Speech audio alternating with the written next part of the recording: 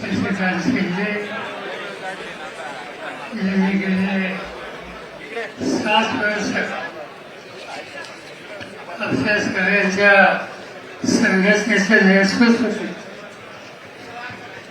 आणि अडचणीच्या काळामध्ये राष्ट्रवादीच्या कार्यकर्त्यांना आधार दिला तर त्यांचं फाशी व्यासपीठावरचे मान्यवर महाराष्ट्राच्या कानाकोपऱ्यात आपण बंधुभगिनी दिसतो असा हा दिवस एक प्रकारचा सन्निष्ठ भावना ही ज्यांनी मानतो आणि त्याचं कारण गेले अनेक वर्ष ज्यांनी अहोरात्र कष्ट केले साथ दिली त्या जयंतांना आज त्यांनी घेतलेल्या निर्णयामुळे ते बाजूला झाले आणि नव्या कार्यकर्त्याला संधी द्यावी ही अत्यंत आग्रहाची मागणी जवळपास गेली 2 वर्ष त्यांच्याकडून होती त्याची आज पूर्तता होती. आनंद शशिकांत शिंदेच्या कार्यकर्ता असं तुमचं नेतृत्व करण्यासाठी महाराष्ट्राच्या कानाकोपऱ्यात फिरेल याची मला खात्री आहे. शशिकांत याचा उल्लेख त्यांनी केला एका मासाची कामगाराचा मुलगा मासाची मुलगामध्ये कारकुनाची नोकरी करणार आणि विचारानं गांधी नेहरू यशवंतराव चव्हाण यांची भूमिका स्वीकार हा कार्यकर्ता त्या वंशीचा झाला. मला असंच आहे की 1965-66 साली मी पहिल्यांदा मुंबईत आलो होतो. त्याच्या आधी मुंबई मी पाहिली होती आणि आल्याच्या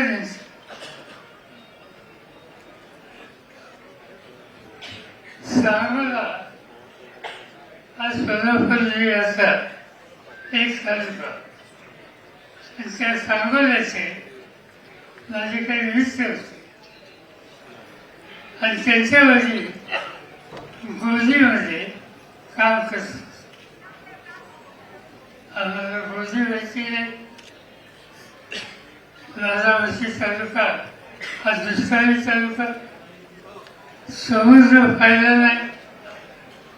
इथं आल्याच्या नंतर त्या सांगोल्याच्या कार्यकर्त्याला विनंती केली की तुझी गोजी मला दाखव आणि गोजीमध्ये गेलो आणि कसं झाला 5व्या लोकसभाला मासाची कामगार मला पहिल्यांदा त्या ठिकाणी बघायला मिळालं.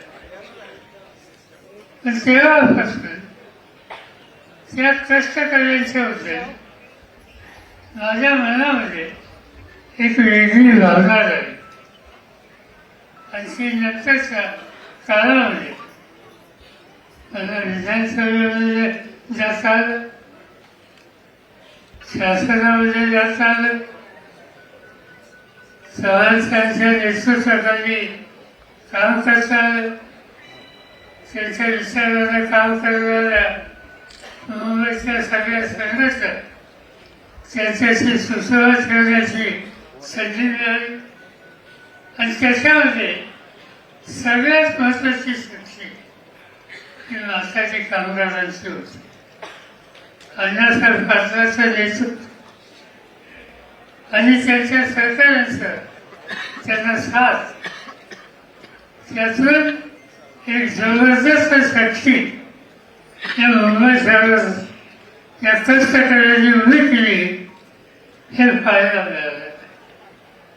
आणि त्याच यंत्रणेमध्ये त्याच कृषीमध्ये माथाडी बोर्डामध्ये काम करणारे जे अनेक कार्यकर्ते हे जे होते त्याच्यामध्ये शशिकांत शिंदे हे तेव्हापासून त्यानं पाहतोय ते आजपर्यंत पाहतोय सामान्य माणसाची बांधीची आणि विचाराची निष्ठा या दोन गोष्टीवर या ग्रस्तांनी आयुष्यात कधी तडजोड केली.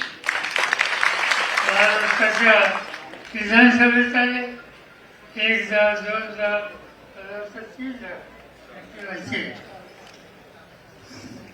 महाराष्ट्राच्या मंत्रिमंडळात काम केले. संघर्ष असला त्या संघर्षाला सामोरं जा म्हणजे शशिकांतनी कधी नाही होते. सातारची लोकसभेच्या सातारचीच विचाराचं लक्ष वेगळं होतं. छत्रपतींच्या राजाचे व्यक्ती निवडणूक लढत होते. तिच्याही जर निवडणुकीला उभं राहायचं फाशी कोणाची तयारी नसते. सकाळी शशिकांत प्रचार आले, बोलता विचारलं सातारचं काय करायचं. त्याने काय सांगत जातं म्हणजे वेळ जाता तुम्ही आमच्याचं जातो निवडणूक अवघड आहे. ते अवघड असं सोडके असतं. तुमचं म्हणणं तुमचा शब्द हा पंजाब आहे, हा शशिकांत निवडणुकीमध्ये यश आलं नाही. पण फळावर सुद्धा मला असं लक्षात राहील का अतिशय थोड्या वर्षात किती वर्ष 36,000 अतिशय थोड्या वर्षांनी लोकसभेला निवडणुकीत त्या ठिकाणी यश आलं नाही. पण त्याने उमेद केली आणि म्हणून आज ज्यावेळी संघर्षाचा काळ आहे त्या संघर्षाच्या काळात परिस्थितीची संघर्ष करण्याची ताकद आणि दृष्टी ज्यांच्यामध्ये आहे अशा कार्यकर्त्यांच्या मुळे पक्षाच्या स्थिती सत्ता असो अथवा नसो याची कधी चिंता करायची नसते. या कष्टकरी आणि हिंमतबाज कार्यकर्त्यांच्या जोरावर मला 100% खात्री आहे की येत्या 4 वर्षामध्ये 8 वर्षामध्ये जयंत पाटील असो, शशिकांत शिंदे असो आणि तुम्ही सगळे असाल, तुम्हा सगळ्यांच्या नेतृत्वावर राष्ट्रवादी काँग्रेस पुन्हा उभं राहील.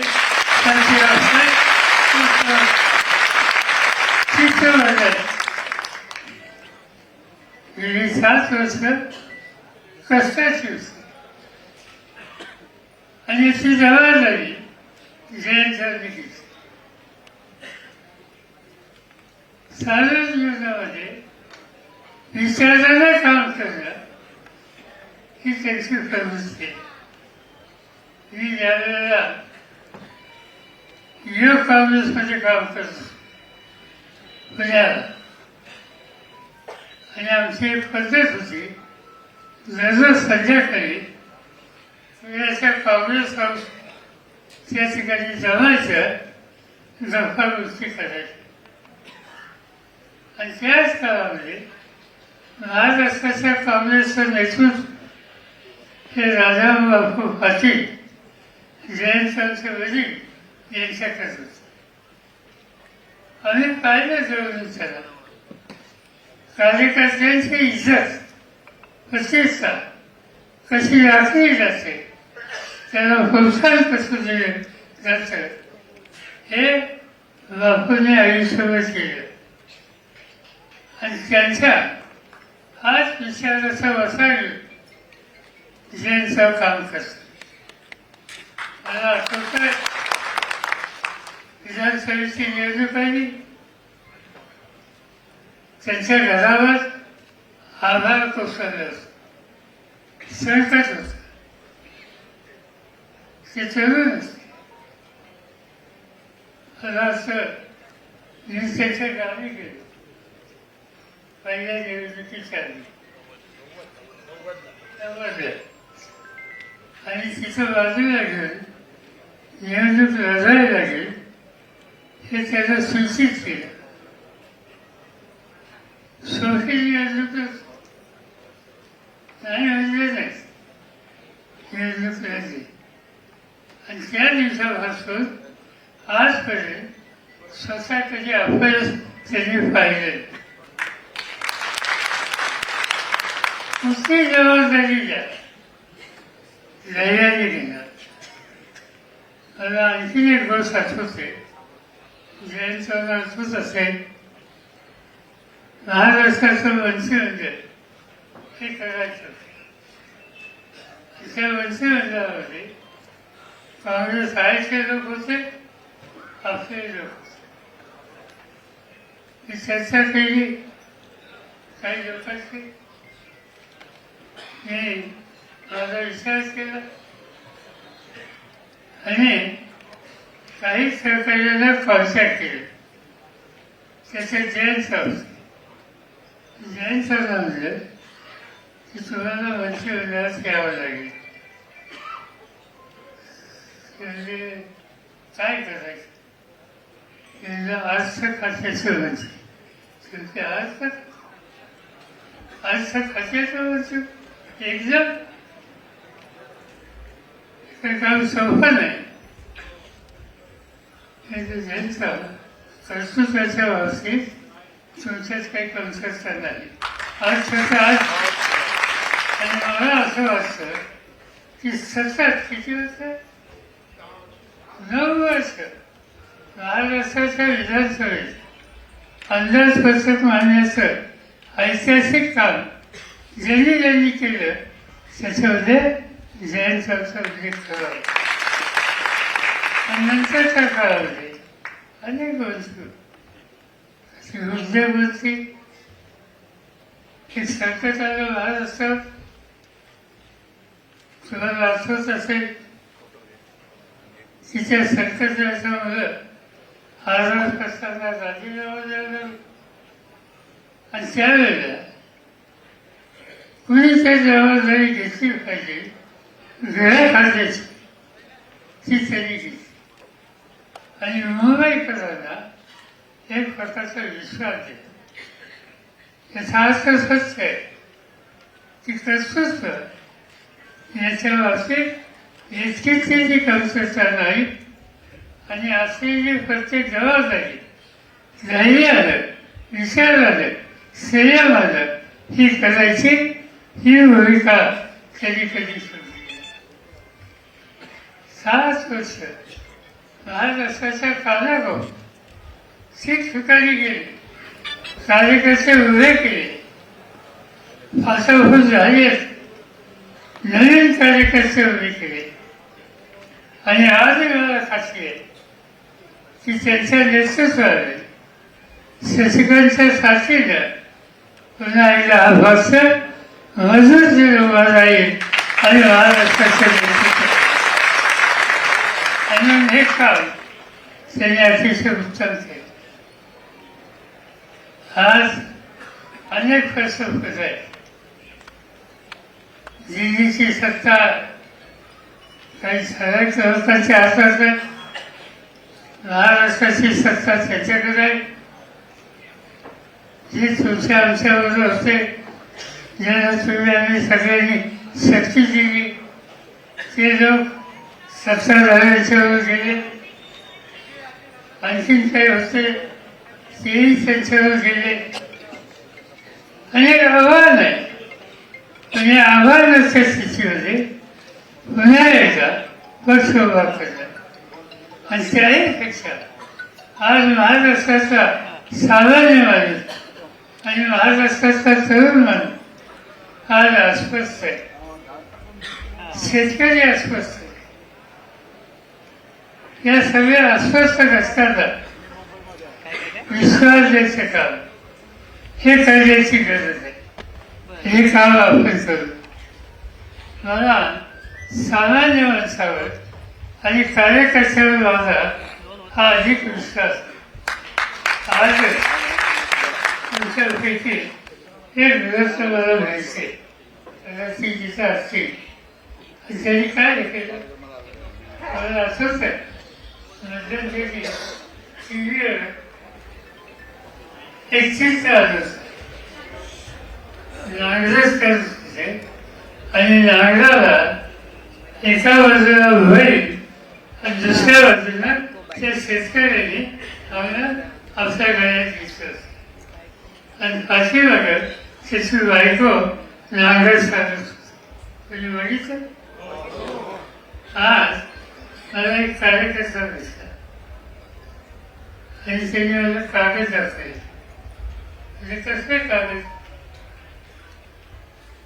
ज्याची बायको नारळ हातच होती आणि जो शेतकरी नारळाला एक वेळी कमी म्हणून वयाची जागा स्वतःच्या मालकीची त्यांनी घेतली. त्याच्या डोक्यात 40,000चं कर्ज होतं.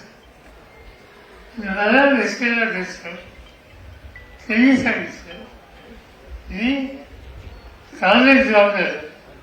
हे कुठं त्या गावी काय केलं 40,000चं कर्ज बँकेत भरलं शेतकऱ्याला मुक्त केलं.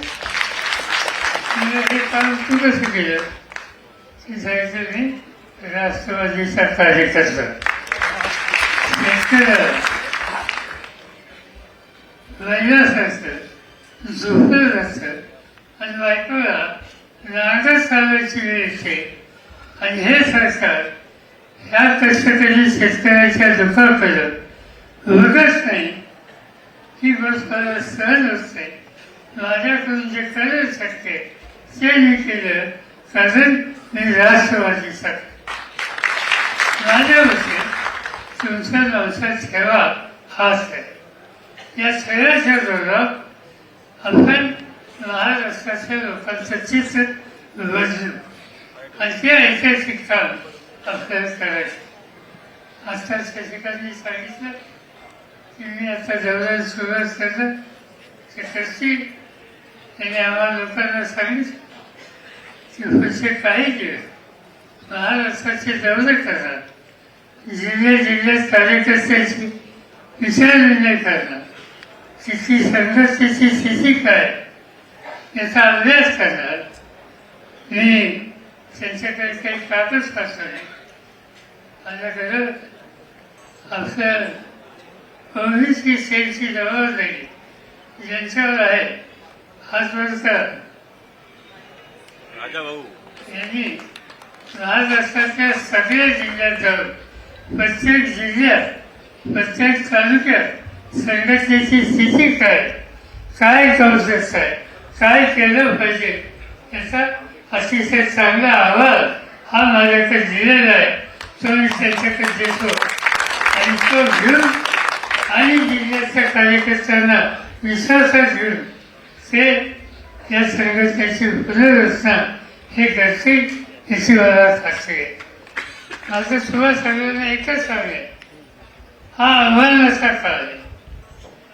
त्या आव्हानाला सामोरं जाण्याची ताकद असलेला तुम्हा लोकांचा नेता आहे.